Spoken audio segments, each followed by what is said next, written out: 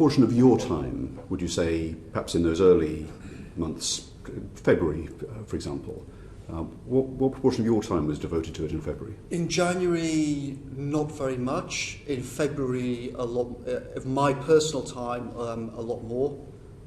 More than half, or less than that? I would say the first half of February, probably less than half. After the reshuffle, which I think was the 12th or something like that, more than half.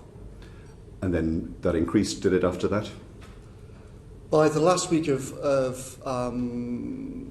by roughly the last 10 days of February, it was over 90% of what I was personally spending my time on, though there were other things kind of floating in and out. But it was certainly not, I think this is a really important point to register.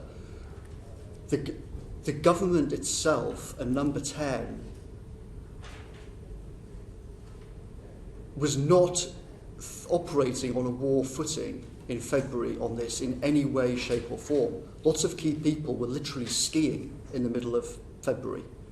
It wasn't until the last week of February that there was really any sort of sense of urgency, I would say, across the in terms of Number 10 in the Cabinet Office. Would you say that you were operating on a war footing in February?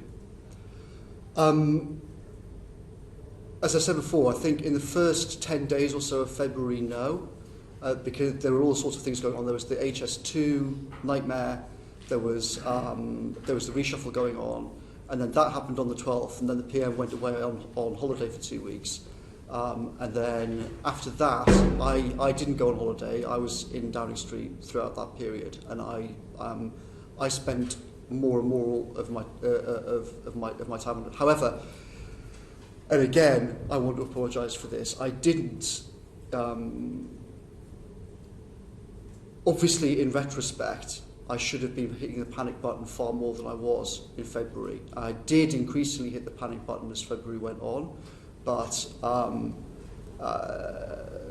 I, like most people, I think were wrongly reassured by things like the WHO and about what we were being told internally.